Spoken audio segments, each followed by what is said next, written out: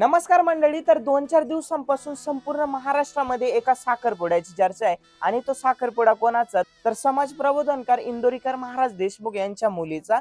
तर या साखरपुड्यावरनं आपलीच मराठी माणसं इंदोरीकर महाराजांना अतिशय ट्रोल करत आहे, हिणवत आहे. आता माझं एकच सांगणं आहे की इंदोरीकर महाराज हे व्यक्तिमत्व म्हणजे ब्रँड व्यक्तिमत्व आहे आणि व्यक्तिमत्व केव्हा घडतं तर ते त्यांच्या कामानी, कर्तृत्वानी आणि त्यांच्या स्वभावाने घडतं. आता इंदोरीकर महाराज म्हटले काय होते आणि त्यांनी केलंय काय? म्हणजे इंदोरीकर महाराज म्हटले होते की कर्ज काढून आपल्या मुलांची लग्न करू नका आणि त्यांनी तर आपला साखरपुडा मुलीचा मोठा केला. पण मित्रांनो, माझं एकच सांगणं आहे की इंदोरीकर महाराजांनी कर्ज काढून साखरपुडा केला का हो?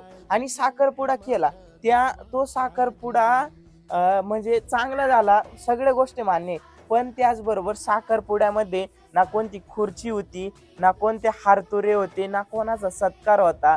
त्याचबरोबर साखरपुड्याला मराठमोळ्या पद्धतीचं म्हणजे महाराष्ट्रीयन जेवण होतं आणि वारकरी वारकरी पोशाखामध्ये मुलं वाढायला होती. म्हणजे महाराजांनी अतिशय चांगल्या चांगल्या गोष्टी या साखरपुड्यामध्ये पाळल्या, पण कोणालाच त्या गोष्टी दिसल्या नाही आणि सगळ्यांनी ट्रोल केलं. ट्रोल तर केलं, पण माणसाचं तुम्ही ट्रोल करताय, सगळं करताय, पण माणसाची आपण चांगले काम सगळ्यांनी दुर्लक्षित करून टाकले. म्हणजे त्याच कार्यक्रमामध्ये महाराजांनी आपल्या आता शेतकरी बांधवांवरती एवढं मोठं संकट आलं आसमानी, त्यासाठी 1,11,000 रुपये मुख्यमंत्री सहाय्यता निधीला दान केले. त्याचबरोबर मी स्वतः संगमनेर तालुक्यामध्ये राहिला आहे. संगमनेर तालुक्यामध्ये ओझर नावाचं गाव आहे. त्या ठिकाणी महाराज स्वतः वास्तव्यास आहे आणि त्याचबरोबर महाराज मुलांची शाळा चालवत आहे. त्या शाळेमध्ये 2-5 नव्हे तर 400 मुलं विनामूल्य शिक्षण घेत आहे आणि हे सगळं कोण करते तर आपले इंदोरीकर महाराज करताय.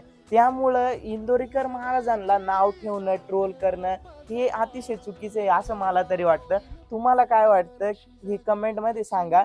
आणि खरंच हे आपल्या मराठी माणसांसाठी चांगलं नाही मित्रांनो. धन्यवाद.